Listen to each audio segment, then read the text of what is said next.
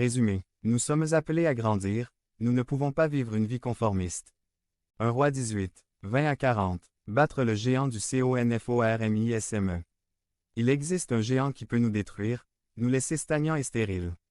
C'est le géant du conformisme. C'est une résignation qui nous amène à penser que nous ne pouvons plus rien faire face à nos problèmes et à nos luttes. C'est une attitude d'apostrophe. Abandon. Il s'agit d'arrêter de se battre pour remporter les victoires qui devraient être les nôtres. Israël était ainsi à l'époque du prophète Élie. Ils étaient coincés, résignés. Ils étaient devenus conformistes. Jésus n'est pas mort pour vous. Soyez CONFORMISTE.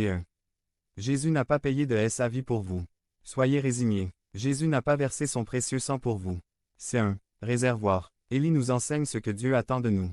Il a fait face non seulement au prophète de Baal, mais aussi à la résignation du peuple d'Israël lui-même. Je ne sais pas ce qui était le pire. Dieu veut que nous vivions une vie abondante. Il veut travailler en notre faveur. Mais il nous attend aussi.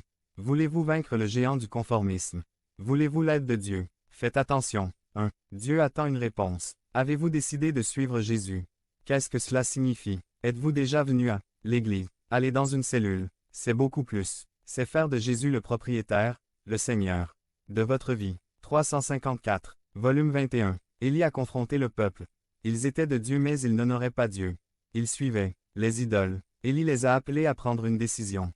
Dieu attend des décisions de notre part.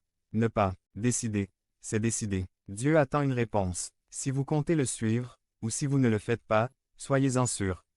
2. Dieu attend un autel. L'autel est le lieu d'adoration, d'abandon, de mort. Vers 30. L'autel a été ruiné, pour ne pas avoir cherché Dieu. Pour l'hypocrisie, pour le péché. Dieu cherche de vrais adorateurs en nous. Je me sens mal, je ne vais pas au culte, je n'ai pas d'humeur de vrais adorateurs. Ce sont ceux qui se mettent au-dessus des circonstances. Ce sont ceux qui croient que Dieu est toujours là. Pour Élie, l'autel était très important. C'est pour toi. Comment est votre autel? En ruine ou intact? Quels sont les composants de l'autel? R. L'autorité de Dieu. Vers 31. 12 pierres qui représentent les 12 tribus. 12 est le nombre qui représente le gouvernement de Dieu. Il n'y aura pas de feu si Dieu ne nous commande pas, si nous ne nous soumettons pas à lui. Êtes-vous en cellule? Êtes-vous en communion avec l'Église? Chacun des 12 est comme une pierre qui forme l'autel.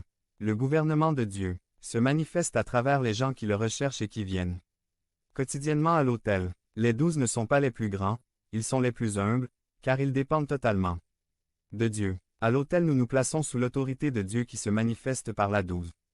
B. Séparation. Le fossé parle de séparation. Nous avons été appelés à vivre pour Dieu. C. Nettoyage. L'eau parle de pureté. Nous sommes appelés à vivre dans la sainteté. 355. D. Humiliation larmes. L'eau symbolise aussi les larmes. 12 seaux ont été déversés. Dieu attend de nous que nous pleurions aussi pour les perdus et que nous ayons un cœur compatissant. 3. Dieu attend une offrande. Verset 38. Le feu tomba sur l'autel.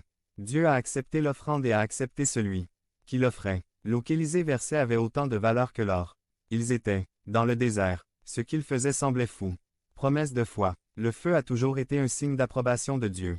Dans le tabernacle, dans le temple de Salomon, à la Pentecôte, pour qu'il y ait du feu en nous, notre offrande doit plaire à Dieu.